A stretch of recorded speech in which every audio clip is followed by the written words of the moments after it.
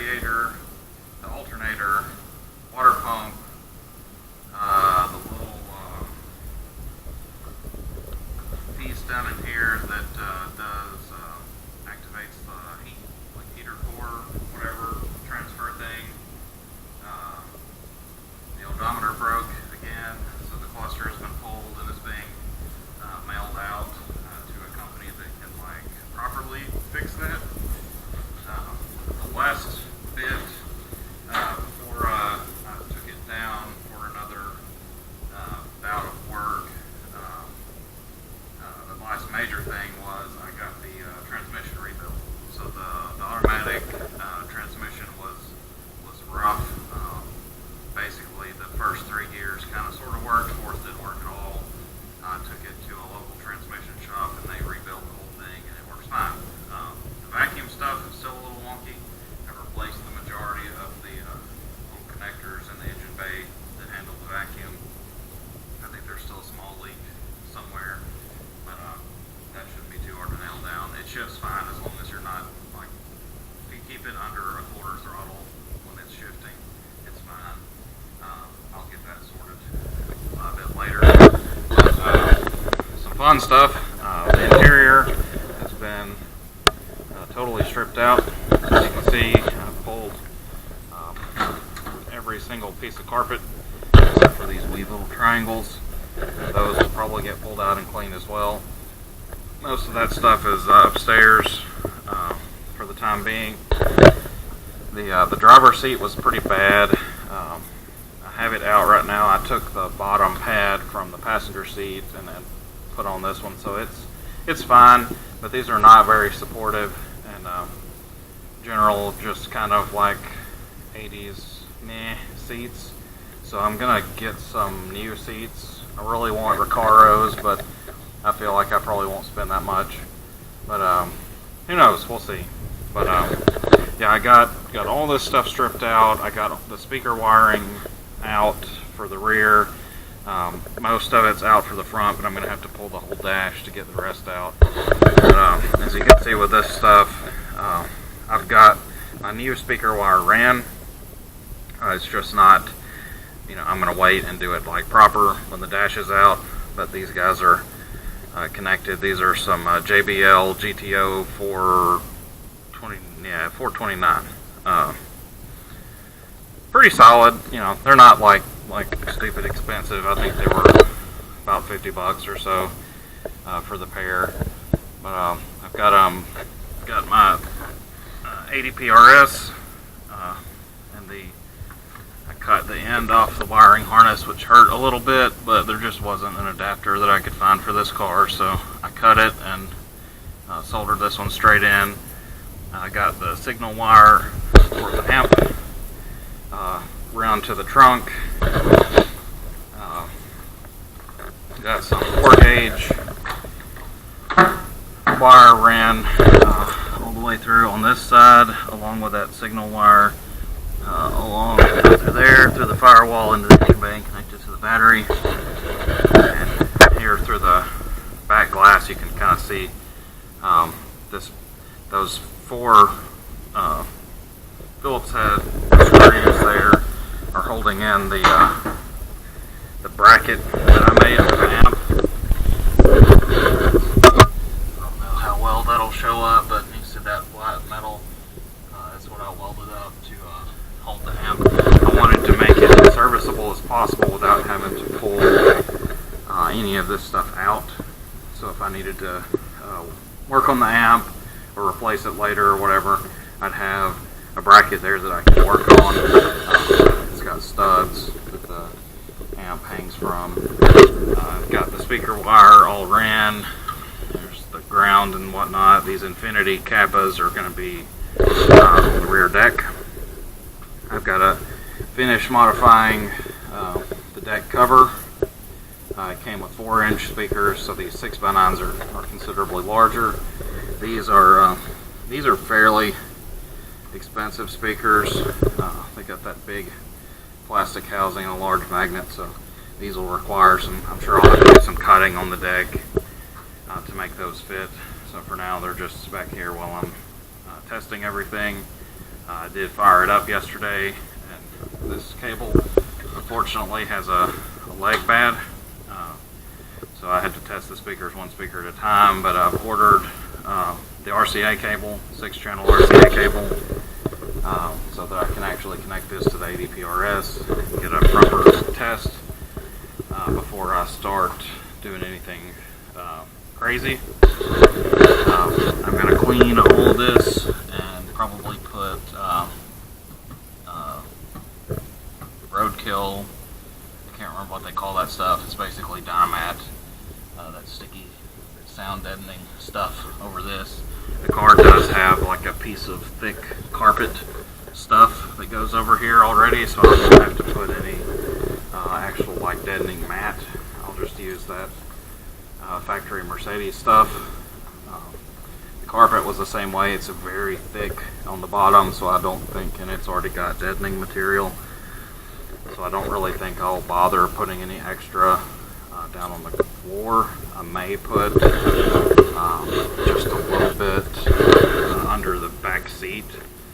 I think that's deadening material, that cracked brown nasty looking business there, but I'll probably put like some mat or something over there. Low power. I drove it without the interior, I just had the seat in it, and a lot of noise comes from the back, so I want to try to get that as insulated as possible. I'll probably pull, right now this is just bare metal where the liners are out. I'll probably dynamite these.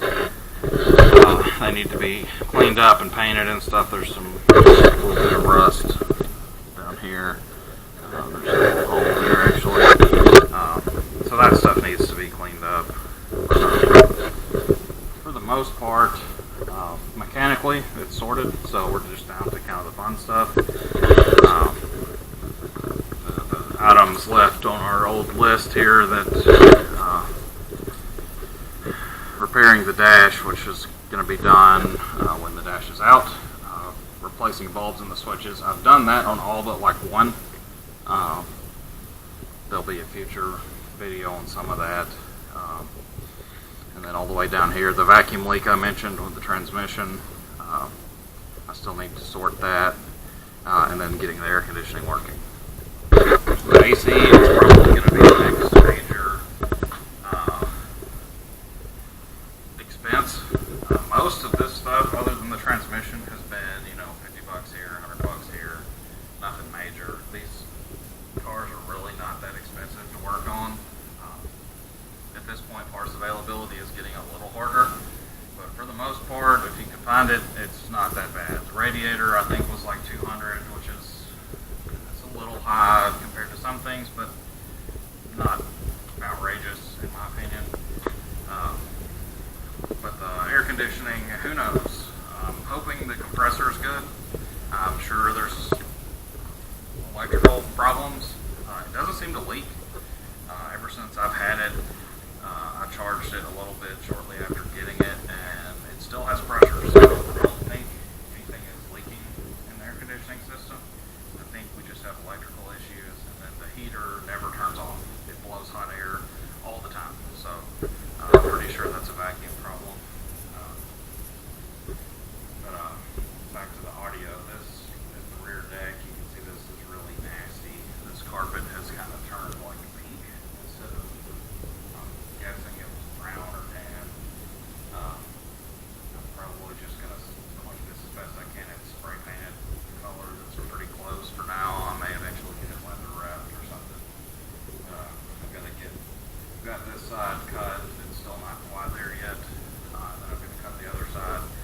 Just got back from Home Depot and picked up the sheet of MDF so that I can add some support, because the MDF that this guy is made out of is, you can tell there, it's real thin. It's probably like, I don't know, it's maybe like an eighth of an inch thick. It's not much. This stuff is 1/4 inch.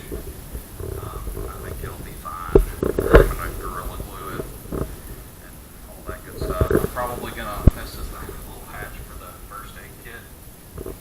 I'm not sure what I'm going to do with this yet. I'm not going to just